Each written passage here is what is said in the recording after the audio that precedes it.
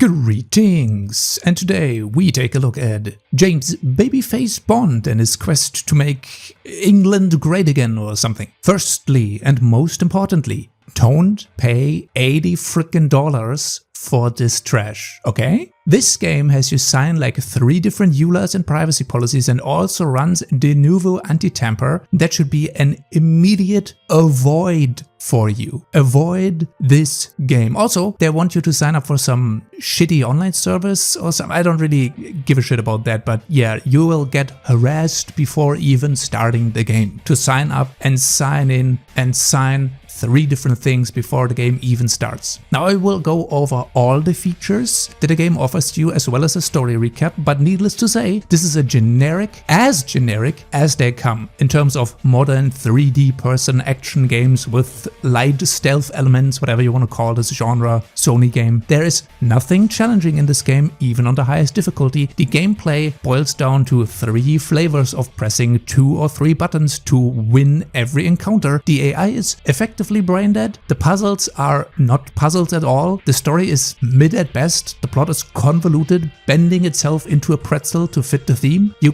can't really do anything out of order. There is no emergent gameplay. It's all a generic B-plot movie crammed into a game that is permanently on rails and forces you along predetermined paths to a set conclusion. There's no freedom of action in this game. The characters are either geniuses or dumb as rocks, depending on, what the game demands at a specific moment. And the main villain is as obvious as bright daylight, and the villain is also written just essentially the way you would expect any modern day villain to be written as. There isn't a single character in the game that you will feel for or get interested in. Bond's closest team members he trains with and basically gets initiated get immediately wiped off the plane of existence, and then you're stuck with your mentor figure. At least they try to endear you to that one character in particular, that being the archetypal mentor figure that first doesn't like Bond and then they bond over shared experiences until they become friends. That's the only character that the game even attempts to make you feel something for. The rest of the cast is a forgettable mishmash of totally generic ESG approved diverse characters of all shapes and sizes that you will just never ever remember again after the game is over. In short, either don't get this game at all or get it at a steep discount within like a year or so. First Light is your run-of-the-mill third-person action stealth game with a modern paint of Unreal Engine 5 graphics applied. Basically, have you ever played a modern Hitman or a story-driven Sony game or any other modern Slop game in the past 2 to 5 years, then you know exactly how this game will play out.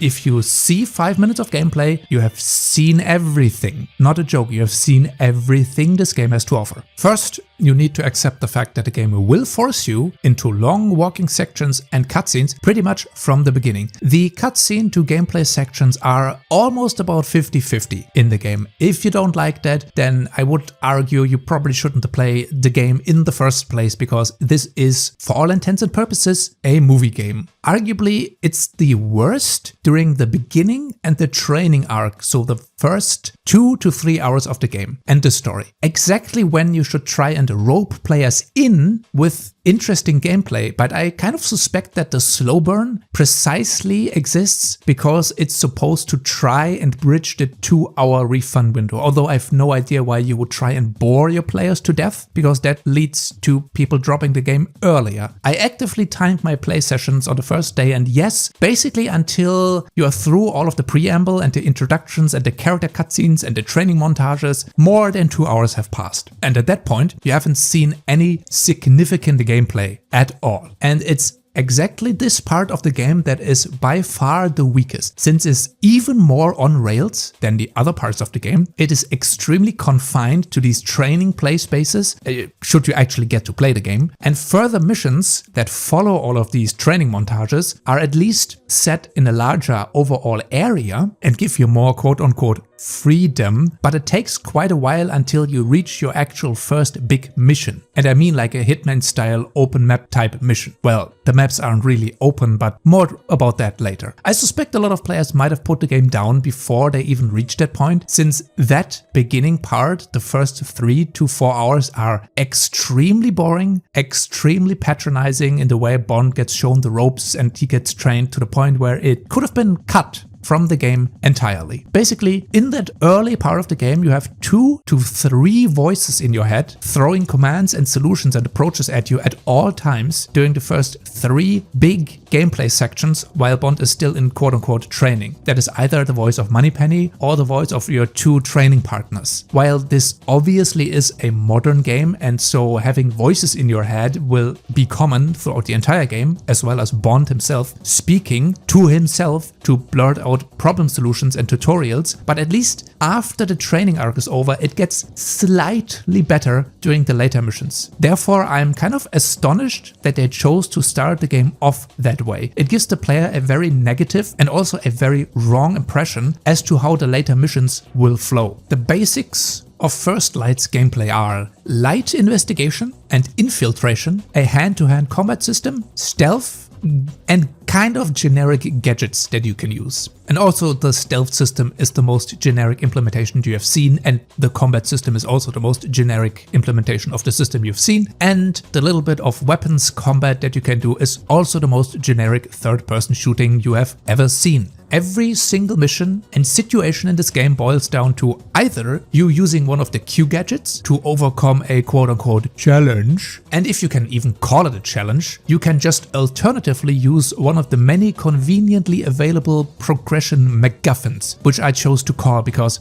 some of the Bond just finds solutions lying around in the environment, like a press pass and a single open window, not just any open window and you can't open any windows, no, he finds the single open window that he is allowed to climb through, and then some other obvious progression methods. And of course, a lot of the game's runtime will revolve around abusing the horrifically stupid enemy AI as they haplessly patrol around, or they literally just stand there in one spot during their idle animations while Bond can run circles around them without any of them noticing. The AI is so stupid they won't hear you beat up a guy next door unless they are explicitly summoned as reinforcements. I even had situations where I shot someone with an unsilenced weapon or killed someone with an explosive, and 10 meters away there was a guy still doing his idle animations completely oblivious. They don't resuscitate their unconscious teammates, and if bodies are found, which you can't hide bodies in this game, the only thing that happens if a body is found is that maybe the enemies will kind of start a basic patrol pattern. That's the only thing that happens. They don't really go on higher alert, they just kind of start slowly patrolling around. Bond is also not allowed to harm civilians, and that extends to getting into spaces that are guarded by non-civilian security personnel. So you can never just punch your way through a situation, which means in these specific cases, you will either rely on a Q gadget, which, let's be honest, the Q gadgets do indeed harm and hurt people quite a lot actually. I imagine getting lasers in your eyes that blind you is not very healthy, and getting infected with a chemical substance is also not very healthy. But you're not allowed to punch a guy. No, but you're allowed to use the Q gadgets on them. It's totally different. That's harming people in a different way that you're allowed to do as a spy. But even if you don't have a Q gadget available, or you don't have the energy to use it,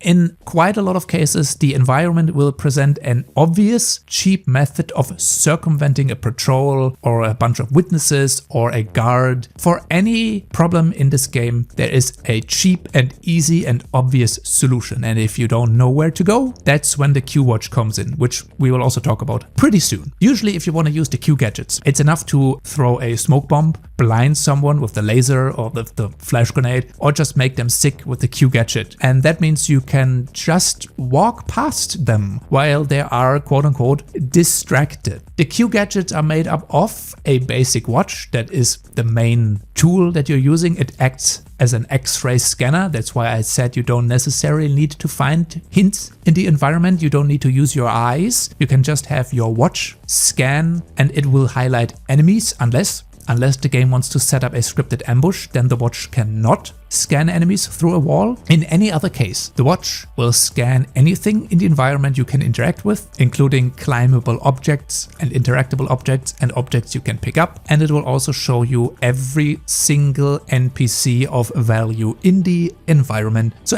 again, the most generic stealth tool you have ever seen in any modern video game. Hence, why you don't really need to think about any solution in any circumstances ever, because the Q Watch is going to scan the environment and mark the solution for you. Then there is a dart phone that makes enemies temporarily sick with whatever chemical compound it's using, and that is a tool that I personally had always equipped because it is so piss easy to get past anything. If you have any area in the game that is guarded by one dude, you make them sick and you just walk past them. That's it. You don't even need to wait for them to walk away in their sickened state. You just walk past them. In addition to that, the dart phone is ideal to steal stuff from people, because when they're sick, they're counted as distracted, and that means you can swipe anything from them. It doesn't matter that 200 people are around you and directly watching what you're doing. It only matters that the person you're stealing from counts as distracted, because this game is very immersive. The dart phone itself can also trigger specific interactable distractions in the environment at range. Then there is the laser that can blind and distract enemies and interact with certain items in the environment, which is the same effect as the phone dart. It also distracts enemies and can interact with different items in the environment that react to being shot by a laser that apparently is invisible, by the way. That laser cannot be seen by enemies. So you can shoot something with the laser that triggers an explosion, for example. It is a more violent option to distract enemies, while the dart phone is a less violent option. Then we have the shockwave camera that stuns and distracts multiple enemies and can interact with certain things in the environment. And then we have the flashbomb that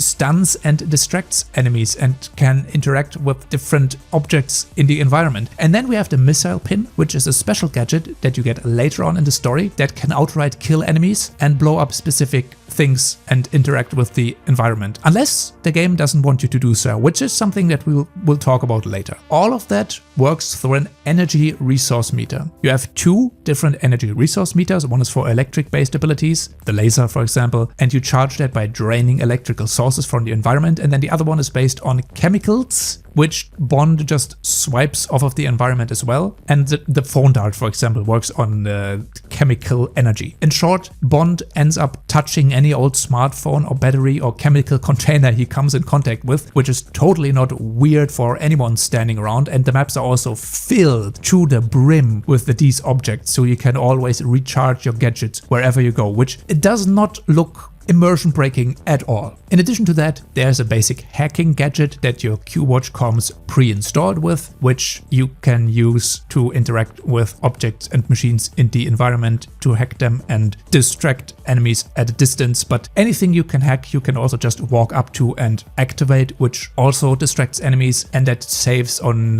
using hacking energy. And for sure, all of the enemies will walk over to the distraction, just like sheep, one after another, for an easy stealth kill. And none of their compadres will ever wonder where Big Toe Jimmy went after he investigated that strange noise. By the way, did you notice anything? All of the gadgets are basically different flavors of the same thing. They essentially do the same thing but slightly differently. That's also why it doesn't really matter which gadget you take with you, as the game is built around you only having two of these equipped, because you are limited to two of them at all times. So the map design will always account for you not having a specific gadget equipped. I have never encountered a singular situation where I was lacking a specific gadget that would have changed any way I would have interacted with the mission or locked me out of a way to progress. You are never locked out of a situation that you can't use because you lack a specific tool. You are always allowed to do everything or just circumvent it by Bond finding a random MacGuffin that he can use instead of utilizing one of his gadgets. My recommendation, if you even want to play the game, is just take the small laser and the dart phone and you are set for the rest of the game. The game even recommends these two gadgets in multiple missions. So the gadgets in this game are not really thought out very well, as they are all kind of just the same flavor of distract enemy, and they don't interact with any mission in any specific or really wholly different way, and no gadget will ever end up in you as a player experiencing any sort of emergent gameplay. In comparison to titles like Hitman, for example, the interactability with the environment and the NPCs is hilariously restricted to the most basic options you can think of, and that is also the case for all of your gadgets. You also have a social wheel. You can bluff, you can lure, and you can fake surrender to enemies if you should be caught. Bluffing basically gives you temporary access to an area. In short, it is a cheap way to get into places that are not guarded by actual security personnel, and if you don't want to figure out one of the two easy solutions to get into the place without bluffing, fake surrendering is essentially getting a cheap stealth kill on a guy that spotted you, and luring enemies is as cheap as it sounds. You can draw the idiot AI to your position and then get one stealth kill after another, and all of these social skills costs energy, quote unquote, which Bond can get back by certain actions. Usually it's a stealth KO or killing an enemy or doing like a specific finishing move. But you basically are never at a situation where you are completely out of social options. In general, I felt that even on the highest difficulty, the game presents so many easy avenues to avoid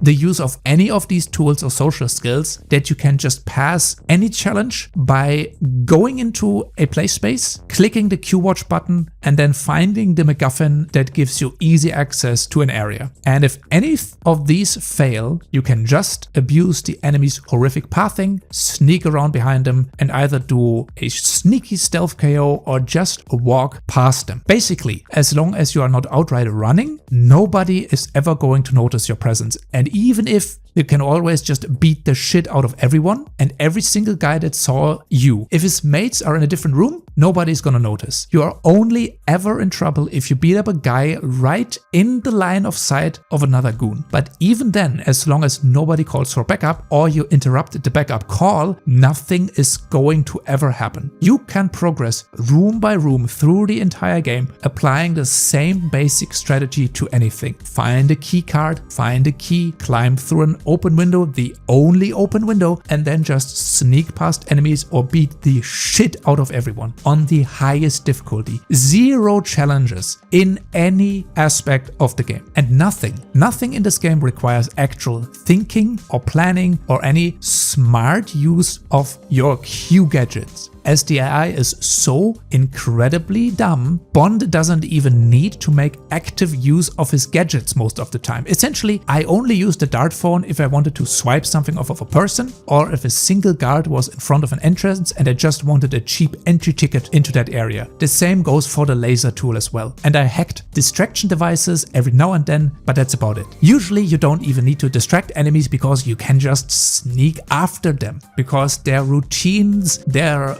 pathing, their patrol routes are so obvious. And the other gadgets I didn't even use once, as they all seemed unnecessary, and the game limits you to the use of 2 gadgets anyway, and the basic hacking function is available at any point in the game as well. And again, the game is never actually difficult at any point in time, so you don't need any advanced use of these gadgets anyway. I only basically ever used them if the game essentially forced me to. And that's another point that you have to keep in mind. The game loves to arbitrarily take away your gadget functions. That doesn't necessarily mean your Q watch is gone, which happens quite a lot of time as well, but sometimes you can't use your Q watch tools, or your Q watch is hacked, or it's damaged, or even if you bring up the interface to use your Q watch, the enemy you want to use your tools on is immune. And what's even funnier, and that's the worst example, Bond will say a line where he just goes, "There's no use here. I can't use this here." Watch won't work here. Gotta get hands on. So the game literally just says, no, you're not allowed to use the Q-Watch tool because we have fabricated a specific encounter for you that you're only allowed to solve this particular way. You're not allowed to even attempt any emergent gameplay. And then we have combat, which is honestly the only part that is mildly fun because it's just kind of stupid, dumb enemy execution. You can just abuse the incredibly inept AI in this game. You will either be fist fighting every enemy, even if they have guns, because they are incapable of adequately shooting you, or you will just be shooting enemies, and Bond is never actually in any real danger. Once you have a license to kill, obviously, you can't just randomly start shooting, but as soon as an enemy fires a gun at you, you get your license to kill. You have a Hitman-style time slow ability. No modern stealth game is complete without a time slow ability, and that basically makes one-shot headshot kills piss easy to execute. But even without time slow, the enemies just line up for headshots, or they're conveniently sitting next to some sort of explosive. Hand-to-hand combat also boils down to countering an enemy and then spamming them and slamming them into a wall or just throwing them off of something. If you get a throwable item, a Bond will auto-target the nearest enemy and hit them with whatever he just picked up, which is an easy stun on basically any enemy. And all of that, by the way, all of the auto-targeting goes for your gadgets as well. It auto-targets to whatever you are aiming at, so you don't actually need to aim any of your gadgets. It auto-targets to a point where if an enemy is in front of something that you could hack, for example, you can't do it because the game only will target the NPC in front of the thing you might have wanted to hack. Great game design. While any enemy without a helmet is basically a one-shot kill, even on the hardest difficulty if you hit the head. But any enemy with a helmet all of a sudden becomes a bullet sponge until you knock off their helmet. Yes, even if they don't have a faceplate and their face is entirely visible and you shoot them in the face, the helmet absorbs damage until it comes off. And only then can you kill them. Makes total sense. Essentially, you have sections in the game where Bond is allowed to kill and harm enemies by giving them a severe brain concussion. All of these boil down to kind of entertaining B-movie action sequences where Bond just executes goons left and right like he's some sort of superhuman soldier. It's also kind of interesting how progressive this game is. There are no female goons anywhere. All of them are just males, or I guess presenting as male. Yeah, Bond doesn't get to beat up a badass female goon at any point in the game. A missed opportunity. But you can blast civilians with lasers and chemical weapons, no problem at all. You can do that all day, but you're not allowed to fistfight anyone unless they're designated a bad guy. The game does have a few boss fights where the shortcomings and the incessant need for the developers to force you into a specific scenario becomes obvious to see. In basically every single boss fight, you're not allowed to use hand-to-hand combat besides one. And if you try to do anything that's out of the ordinary, it's an instant KO, or the game just goes nuh-uh every time you try something that is not precisely what the game has entailed for this specific boss encounter. Basically, every boss fight boils down to quote-unquote do exactly what we want you to do with the Q-Watch to damage or stun the boss into the environment, and only then do you get to punch the guy twice. No other method allowed. Or only the environment can even do damage to the boss. Or you need to break some arbitrary defense that the boss has before you can do damage. The combat and gameplay is extremely weak and generic, and in combat encounters with guns, the enemies seem to miss Bond 50% of the time unless the game decides otherwise. Then you get killed in 3 shots by a machine gun that cannot miss. Again, the AI is hilariously bad at laying hands on Bond in any way, shape or form. If you play this on anything else but the highest difficulty, you are effectively making the game more boring than it already is. Hard mode also literally just means enemies do more damage. That's all. The enemies don't become smarter, they don't detect Bond faster, or they don't detect him better, their aim isn't more precise, bosses are still just as easy of a cakewalk if you break the condition. Modern gaming, essentially. Hard mode in my eyes is basically on the level of what older games had as their quote-unquote normal difficulty set to. And again, there is no fixing the AI in this game. They are certified brain dead. Finally, there is a challenge mode you can play with online leaderboards where you can replay missions, get skins and upgrade your gadgets and get different guns to try out. And it also looks like nobody gives a shit about this mode, as I played it a little bit and I already ended up in the top 7% worldwide rankings for some reason. So nobody plays this, or there's a weird bug with the leaderboards. Also, why would you play this mode? This is just a generic waste of time. In addition to that, this tag sim mode apparently will get updates and additions in the future. For example, a car combat mode, as far as I was able to see. So this is how they are going to make live service Slop updates to this game. Also, tag sim is located in a separate area from the main game. It is still visually inside QLab in the building of MI6, but you can only access it by going through a loading screen, and you can only leave this area by going to the main menu, even if you were in the middle of, say, a story mission, which is a bafflingly stupid decision, as there is literally a door that leads back down to QLab. You can even see the rest of the laboratory from up in the area, but you cannot seamlessly leave it. This alone is a testament to how sloppy this game was made. First Light feels like the most Sony-esque game ever, with nothing new or interesting to show in terms of gameplay. You have literally seen everything this game has to offer by watching 5 minutes of gameplay. The game presents open area missions to you, but there isn't any real exploration or emergent gameplay. There is no experimentation. You cannot just go through windows or open them. You cannot punch through glass doors or unlock them. You can't unlock any door by picking the lock. You cannot freely climb around on the outside of a building. You cannot freely climb anything. You cannot experiment with disguises or NPC interactions. The best example I have for you is getting a camera during the gala mission. Instead of swiping a camera off of the 30 photographers that run around the event, like you could already do for the press pass, you have to walk into a specific room where 2 cameras sit around unguarded conveniently for you to pick up. There is no other way to solve this approach. That is what I mean when I say this game is on rails. You have at most 2 or 3 hardwired paths which you can choose between, and then you have to follow these paths just the same way the game intends for you to do so. There's no other approach to a problem solution. No emergent gameplay, no experimentation. There are 3 different choices of rails you can walk onto, and that's about it. And there really isn't anything else you could even try, as the NPCs are so simple, they don't even allow for emergent interactions in the area, and the play space itself is too restricted to allow for any real exploration in the first place. And if you dare to do anything out of the order, the game forces you back on the right path or outright refuses to progress unless you do exactly what you're told to in the order that the game presents it, which is something I will go into more detail in the story recap. Sometimes the failure conditions of certain things are not clear either, especially during dialogue. There is never a place or scene where Bond's dialogue choices have any special impact besides one, where if you do the wrong thing, you instantly die and have to restart the entire unskippable dialogue sequence from the start. Besides Bond's white suit getting a little bit dirty, there's also no traces of any kind of combat damage on him. Even after getting his face beaten up, he looks just fine. He doesn't even have a single scratch on it. He doesn't even get blood on him after he blows up an enemy's head in CQC with a shotgun. The game lacks any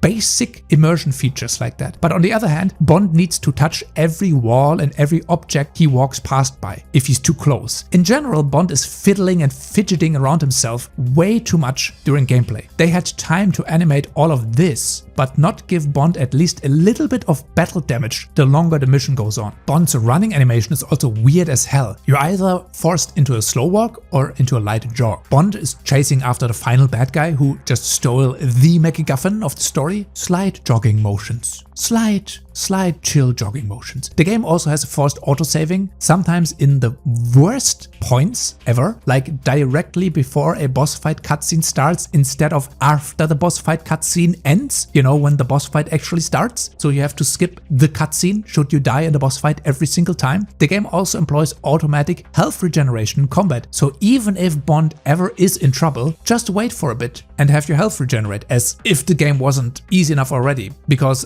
all of of the enemies do a shit job at flanking you. And when you are in a specific scenario where the game demands a predetermined and made up solution you have to follow, Bond will incessantly repeat the same voice lines over and over and over again, hinting at the one solution you are supposed to implement to beat or solve the encounter. Very nice and not annoying at all. Think, James, think. Has to be something I can use. Must be something I can use to get to it. Something I can use here. Has to be something I can use to get to it. Come on, think, James, think. Has to be something I can use.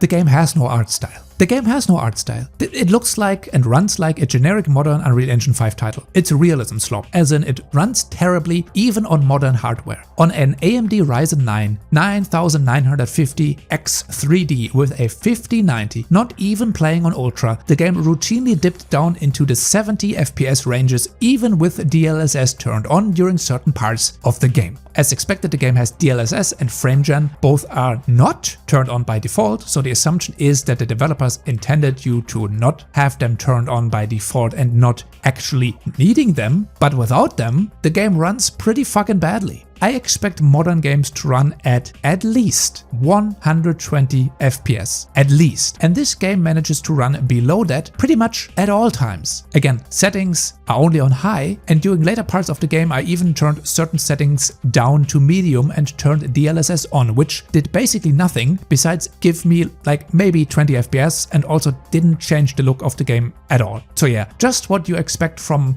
incompetent modern game developers. And no, I will never turn on frame generation or DLSS actively, as these features exist for those that do not meet the minimum PC requirements. They should not be needed tools to play the game if you are running on honestly completely overtuned hardware. And no, 60 FPS is not an acceptable frame rate. Unless your game is literally God's gift to mortals, then 60 FPS is never acceptable, especially since this game has some car chase sequences where low FPS really feels like shit. In addition, the game doesn't have a lot of bugs. Besides the odd NPC freaking out every now and then, there are no crashes that occurred, and there are no horrendous graphical glitches either. The game itself looks generic. It's once again a realism slop with dough faces, uncanny valley NPCs made up of dead eyes and plastic expressions. How the hell does a game like Mass Effect 1 still do better facial animations than a game made in 2026? The game also has 3 different blur settings, all of them turned on by default,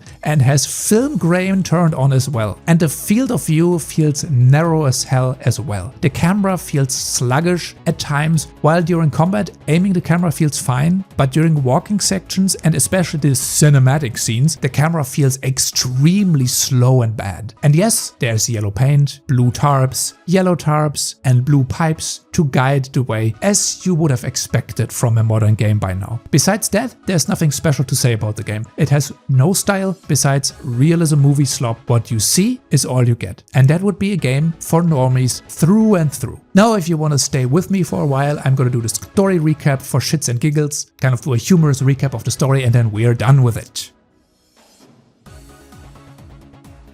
We begin our campaign as air crewman James Bond, during a crash on some random island, where we then are forced into a slow walk, interrupted by interspersed cutscenes of James stumbling around. After we have our gameplay interrupted every 3 seconds, we are then free to do some on-the-rail climbing section while some chick is yapping in our ear. Climbing in this game is totally dynamic and automatic, and somehow still feels weird, clunky and slow for some reason. You can only really hop off and onto ledges from specific positions, which makes this whole endeavor feel entirely meaningless, and this might as well be another cutscene. And then we discover a camp, an evil camp, and Bond executes an insane spec ops maneuver, infiltrating the camp, rescuing all prisoners while evading the elite guards, surviving a nerve agent, escaping in a Michael Bay-esque cutscene sequence, and blowing up the entire island. After committing an act of terrorism and being forced to watch an unskippable intro, MI6 then proceeds to immediately hire us because Bond is clinically insane and violent. And then we meet Moneypenny, and she kinda looks about the way you would expect a modern iteration of Moneypenny to look like. That's all I'm gonna say. She refuses to give us her name, but it's essentially immediately obvious who she's supposed to be. Also, her name gets spoiled by another colleague of hers immediately for comedic effect. You then also meet a suspiciously shaped version of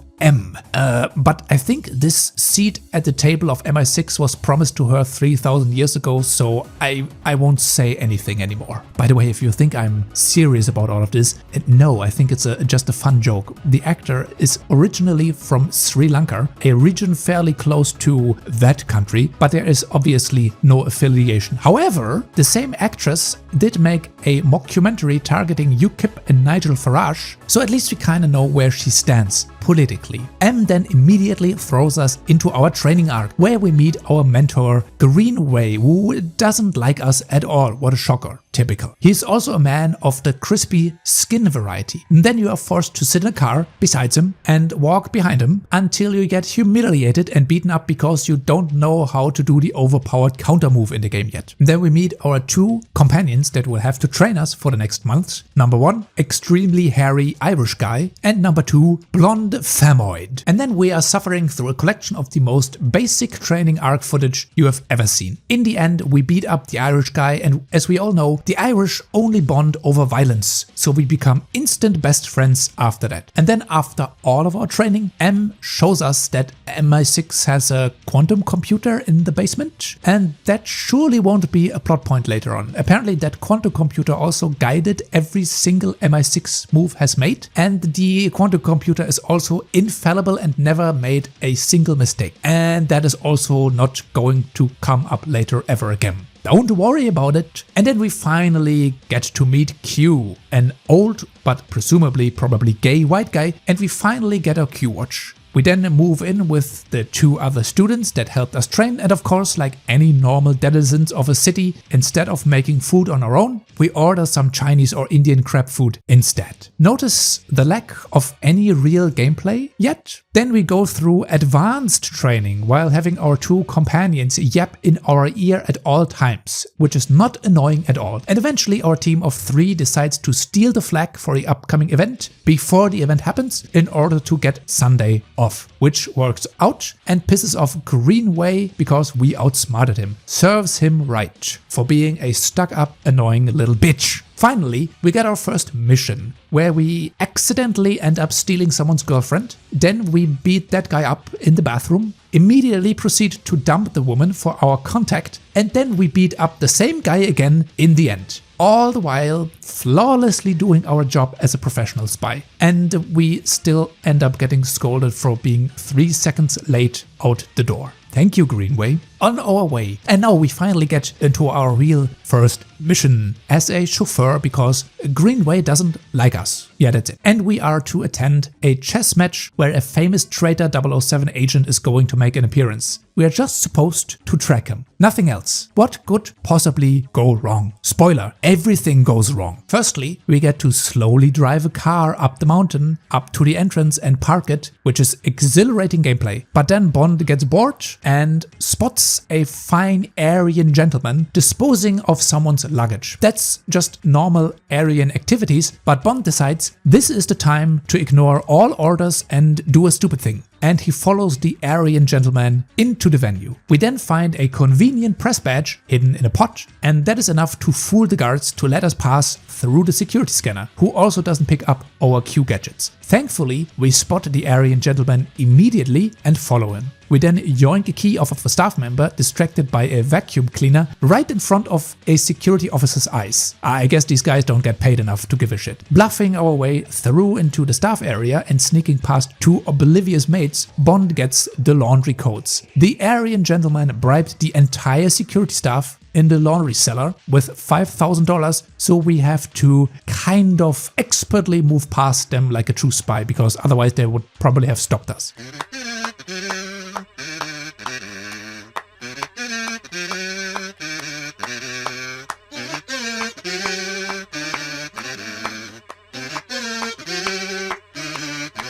We then realize that we are actually trailing a literal Agent 47, as this fine Aryan gentleman has not only given us the slip 3 times in a row, he has also changed disguises. Thankfully, on his outfit, Bond finds a room number, very conveniently, so we go exactly to that room, and we also conveniently and immediately find the key card for just that room. What a lucky bastard Bond is. In order to get past the guard, we quickly infect him with malaria or something, so he's out of the way, and we just walk past a staff-only sign in full view of multiple witnesses. Then we sexually harass a woman in her bathroom, all the while jumping out of her window, which magically immediately closes behind us. Essentially, we only find out that the Aryan Agent 47 changed his disguise again. Thankfully, Bond is just too lucky. He's just a lucky bastard, and we immediately find Agent 47, this time disguised as the cook, wheeling a very suspicious set of boxes through security. I guess these guys really aren't getting paid enough to give a shit. Down in the kitchen, apparently nobody gives a shit that we are just running through here, and we meet a mystery Famoid who is totally not going to be relevant later on. We chase Agent 47 to an ancient secret passage in the castle, hidden by the most obvious secret ever, and we confront the Aryan gentleman in the wine cellar. Too bad though, our Irish buddy went in there first, and since he's a white guy and he doesn't have plot armor, he gets murked. And we are really big sad about a guy we knew for less than 20 minutes. Then we beat up the Aryan Agent 47 by throwing 20 different bottles of wine at his head. But oh no, not only is there an active bomb in the wine cellar, it turns out Agent 47 has an identical Aryan twin. We end up beating them both back and defuse the bomb, but it turns out the bomb had an identical Aryan twin and we still blow up. We then end up chasing 007, the guy we think is responsible for all of this carnage, with totally obviously, of course he's responsible for all of this. It's totally not going to turn out to be some obvious twist later on. After some semi-interesting car chase, we get to finally excise our Second Amendment right. Only this is the UK, so anyway, we get to kill people. Thankfully, every enemy neatly stacks up right next to high explosive tanks and barrels, and we canonically know that Bond never gets hit by bullets, unless it's the main villain. Anyway, we just essentially massacre all of these goons and get onto that plane. Hijacking the plane's altitude controls, we throw the poor goons around a little bit more before we get sadly flung out of the plane, and then we end up hijacking a parachute, but at least we managed to track the plane by obviously pinning the Q watch to a wall, which is not going to be noticed by anyone flying the plane. At the funeral of our Irish buddy, we learn that not only have most of our other companions died from our unit, our female Famoid is also in a wheelchair now. And after that scene, she gets wheeled out of the door, and we never see or hear from her ever again for the entire rest of the game. And thus, it's modern game developers once again discriminating against my fellow wheelchair-bound kin. Truly despicable. But it makes sense though, because most of these characters were whiteys, so they just had to go. Only Bond remains. Let's see if he survives a potential sequel game. At the same ceremony, we also meet an obviously, ambiguously not totally evil mastermind in the body of a tech billionaire that built the quantum computer AI in the basement of MI6 headquarters. Yeah, that's totally not gonna turn out to be our main villain for this game. No. After saying some totally not evil AI billionaire stuff to us, he leaves for some time. I know all about your exploits in Iceland. Most impressive. I couldn't do nothing. Yes, I know the feeling. People really are capable of the most extraordinary things. Bond, I should be interested to see what you do next.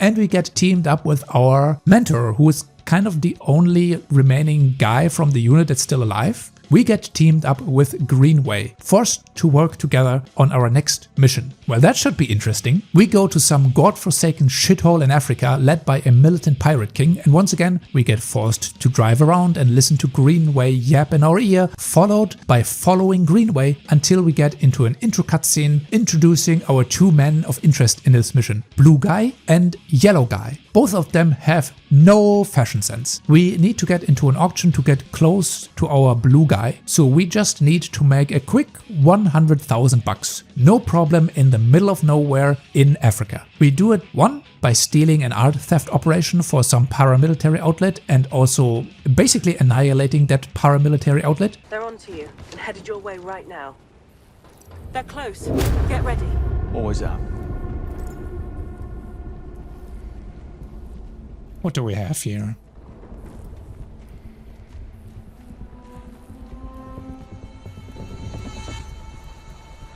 Oh, they're stupid.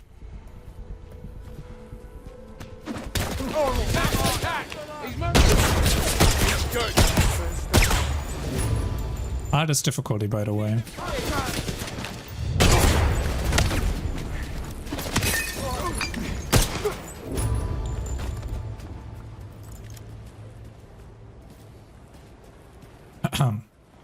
Oh my god.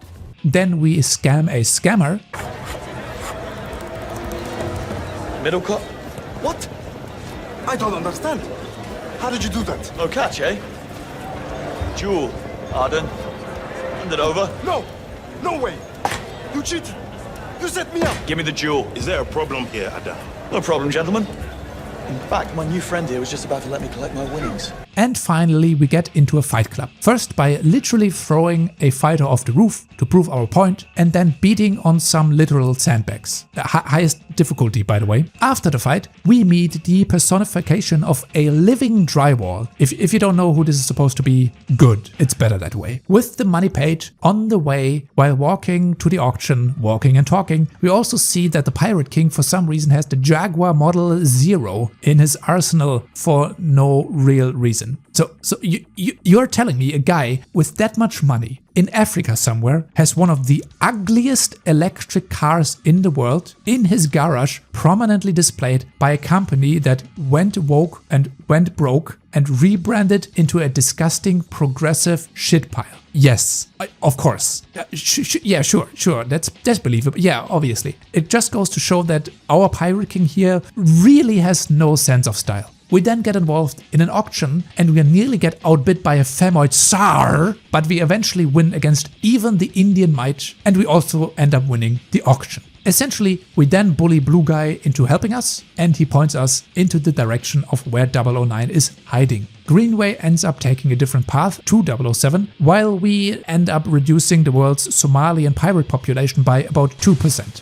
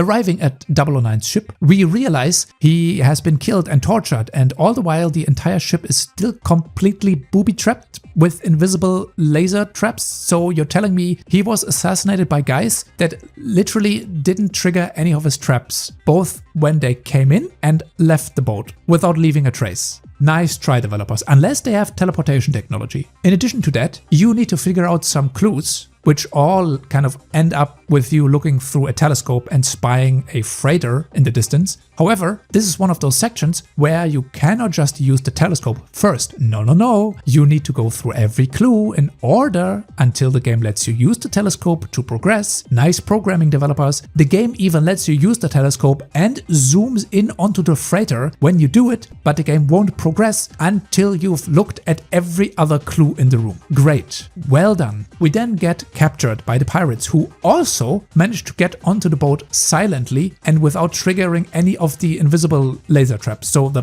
pirates can also teleport. The blue guy gets fed to alligators, and Greenway drops a sick beatboxing solo to impress the Pirate King. Get them out of there! Now!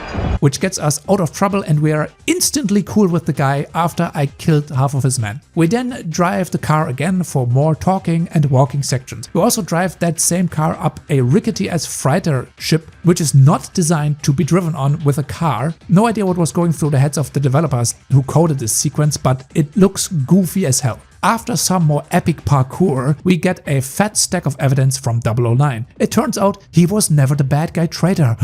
Shocking! And we all thought he was. What a surprise! Also, Greenway was one of his old partners. Then some guy do ambush us, and Bond gets to do some more cool stuff for like 10 minutes before we get surrounded and forced into the next cutscene, where out of nowhere the pirates show up and bail us out, because I guess they were able to track our locations. Too bad we had to use the explosive evidence suitcase to defend ourselves, with the evidence still inside the suitcase.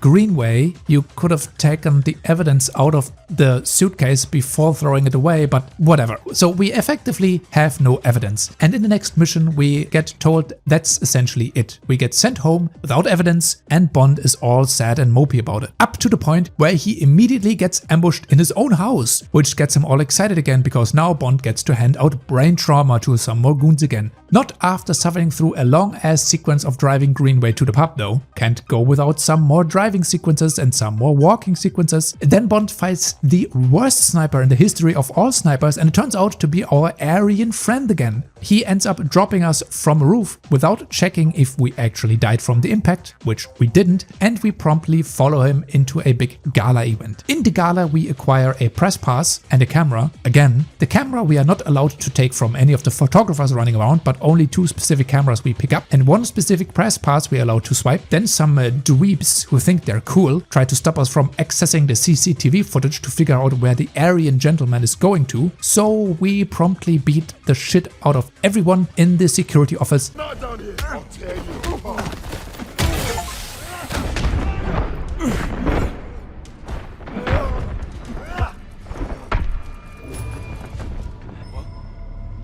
Sign says don't get up. Take it easy. What is... God, what happened? Are they okay? I found him like this. I even checked for a pulse. Twice. Very responsible of me. All right, then. I've got it from here. Right. Well, I'll see myself out. If I want to find Murtaugh's CCTV will find a way. Fake! And get that CCTV footage. It turns out that Aryan Agent 47 is in the basement, and that's where we face him. And wouldn't you know it, the game prevents us from doing any sort of melee finishers on him. The game just goes, not allowed to do that. So we have to lure him into obvious traps until he keels over and dies after making contact with Poseidon's trident. Violently. Poseidon's trident is not a euphemism. We literally put him onto spikes. Meeting the mystery Femoid again, who is also at the gala for some reason, we then proceed to down an entire glass of liquor that was handed to us by a suspicious long-haired guy we just met.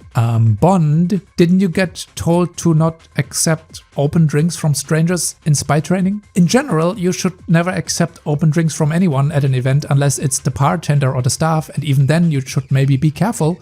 Anyway, obviously we end up getting drugged and wake up chained to a chair. Not before learning that evil AI tech billionaire also has made evil AI tech billionaire robots that are totally not going to be evil. Modern game dev studios trying to not make the villain an evil AI tech billionaire. Challenge impossible. I bet they thought themselves really smart and intelligent when they came up with that story beat. Anyway, we wake up in chains and learn the weird long-haired guy is the son of the evil tech billionaire. So there's two evil white guys now, an old one and a crazy one. That's good, that's good, that's not at all cliché or anything. You then need to keep the crazy billionaire son provoked so you can hack his phone. James gets beaten up repeatedly, all the while baiting and trolling the long-haired idiot who for some reason keeps coming back to beat us up. By the way, this billionaire son will turn out to be so much more of a ridiculously funny dumbass character. Just wait.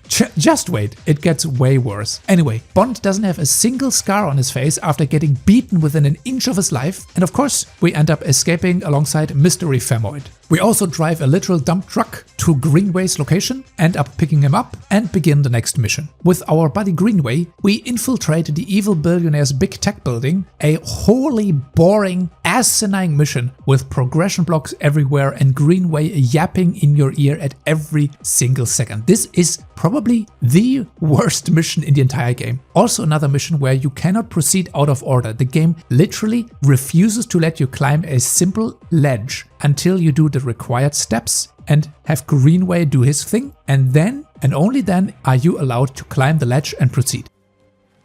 Hey, what are you doing here? Relax. Fletcher, security office. Someone just phoned in a bomb threat. Oh, damn, kids. That's the third time this month. Go on, have a look. Better safe than sorry. Cheers. How the fuck didn't he hear us? Psych! 90% of this area is literally walking around, hacking doors and letting Greenway through those doors. It's mind-bogglingly boring. Finally, we find the big boss's main penthouse evil office. We also meet Mystery Femoid again, who ends up helping us out. We figure out an evil puzzle in an evil lair of the evil tech billionaire, and we uncover his evil tech billionaire secrets. And then the evil tech billionaire and his son walk into the office. And usually Bond would be able to take on both of them without trouble, but in this case the game demands you sneak past them unless you want to be faced with a forced death cutscene. Great game design. We sneak into the main server area and do a big hack, as in Bond knocks out a bunch of oblivious idiots while Greenway is doing the actual hacking.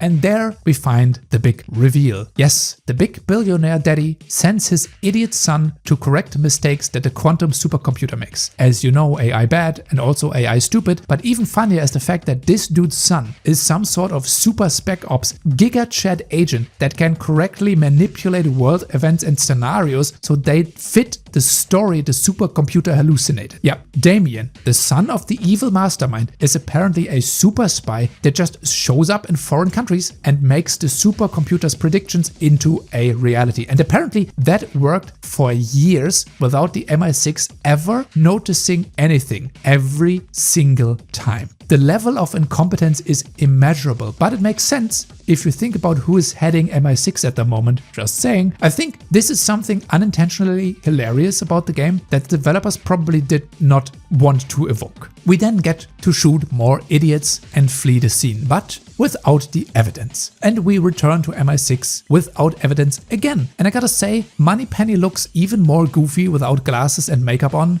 Please put the glasses back on, that looks better on you. Anyway, Bond gets stunned by a secret coffee maker secret passage. For some reason, the spy gets still surprised by the fact that the spy headquarters has secret passages. Then he gets scolded by Big M for dishonoring the IDF, dishonoring the crown. But at least she sends us right into the next mission to bring big billionaire guy down for good. Essentially, we will intercept his son when he tries to correct the quantum computer's next mistake. And for that, we are sent to Vietnam, where the frame rate goes to shit. We plant 3 bugs onto potential victims in order to monitor them, and then we meet our Bond girl, who obviously turns out to be a marine biologist that tries to reverse climate change with mutated algae. A modern game is nothing without a little bit of climate change virtue signaling. Right, guys?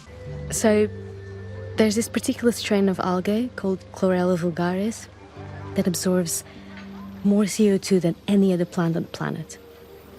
That's why I'm here at the convention, to secure funding for this super strain I'm developing, which will be our most potent weapon against climate change.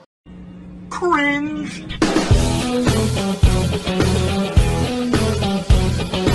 At the evening party, we need to pass a bow tie tying minigame. Yes, a bow tie tying minigame. I did not misspeak. If you fail that, Bond instantly dies from traumatic embarrassment. It's funny now that I actually end up saying it. Yes, you need to actually pass a bow tie tying minigame in a 007 game. And as expected, it's obviously the Bond girl that becomes the target. What else would it ever be? And we finally end up meeting the identical clone of Aryan Agent 47 and put him down, and we rescue the girl. But oh no, we get knocked out and we wake up in some mine where Damien shows up looking like an edgy idiot. He tries to execute us, but then we get sniper support from Greenway, and we end up driving an actual excavation transporter through the mine, flattening everything and bringing parts of the entire mine down as we do so. So everything that was in front of us and everything that we drove through is a smoking pile of rubble behind us. However, as soon as Greenway hops out of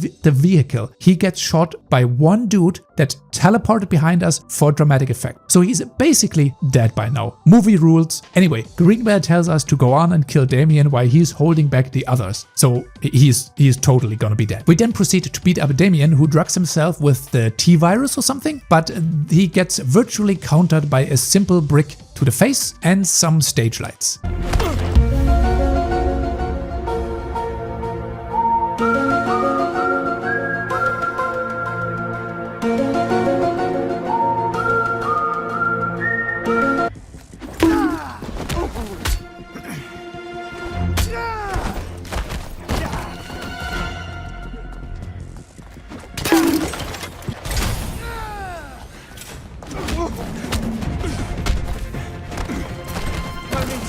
Punches, James.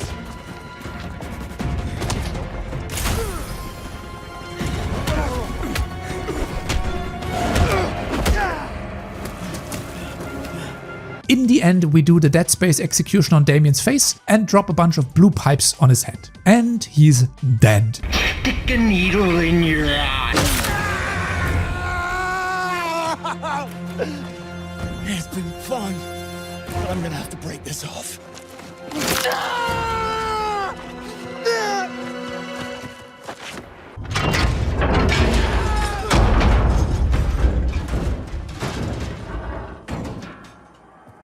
Then Greenway dies, so we don't have to hear his yapping anymore. Finally, back at HQ we get told all to stand down and let the evil billionaire get away with it, which is obviously not going to happen. So Bond goes rogue and makes off to finish the evil AI tech guy once and for all. And we get some support from the mystery Famoid, who gets us into a freaking submarine to get us to the Arctic. Naturally, the evil genius tech billionaire has his lair in the Arctic. After a long ass climbing section, we yoink 2 armbands of employees in order to take the cable car up to the big evil lair in the mountains. Some uneventful infiltration later, after dealing with some highly trained elite soldiers that are incapable of hearing shots or fighting for more than 10 meters away, we get to the bridge and get to the access control for the second quantum supercomputer. Yeah, it turns out the evil tech genius actually had 2 supercomputers. One is at MI6 and the other one is mirroring everything at the secret evil lair. Bond intends to shut it down after getting actual evidence this time. time. And yeah, it turns out the evil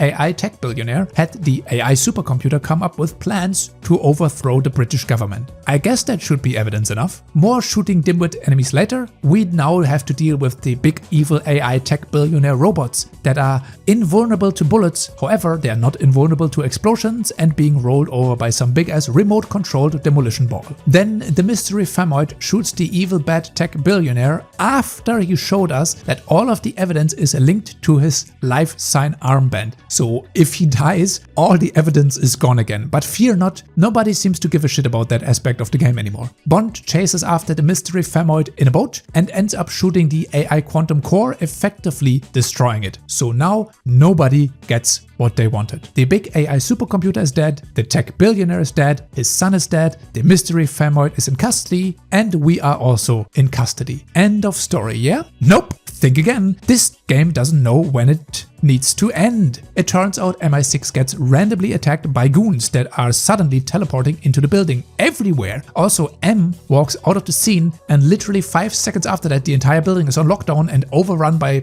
goons, but somehow M is totally fine. I guess she can also teleport around? Would make sense. Anyway, mystery Famoid gets away again and good old James defends the MI6 against whoever is attacking them. Also, one of the news guys that you met like 3 times in the game is dead, and that's supposed to be like a tragic event for some reason. More shooting and climbing later, we find Moneypenny in the core room of the quantum computer with no one else but Damien. Yep, he's not dead. He's been turned into some cyborg guy and he promptly makes off with the other AI core, not after stabbing Moneypenny in the stomach with a knife though. Now with one layer of clothing less, Bond goes after cyborg Damien, turning the entirety of Q-Lab into a hellscape for the goons, and also we get to drive a cool Bond car for 5 seconds until it gets blown up by Damien. Also for some reason, when chasing after the bad guy who is currently escaping with the MacGuffin, Bond refuses to break out into anything besides a light jog, well, until the game decides now it's time to run. Oh yeah, and also, did you think the gadgets would work in this chase sequence, seeing as you basically get the super-powered Q-Watch for the end? Well, of course not. You're running at Damien, who is sitting behind a falling gate, and you have ample opportunity to pull out the Q-Watch and do something, but nope, that's not what the game has intended for you. You cannot target him with the Q-Watch, and none of the gadgets work in that sequence, so you just get to watch as Damien shuts the gate on your face and escapes. However, we still get to him. It all culminates in a horrifically boring boss fight in which Damien is immune to any of your Q-Watch devices, but you can still damage him by using the environment, which the game forces you to do so. No other solution to this fight, only the dev-approved tactic is allowed.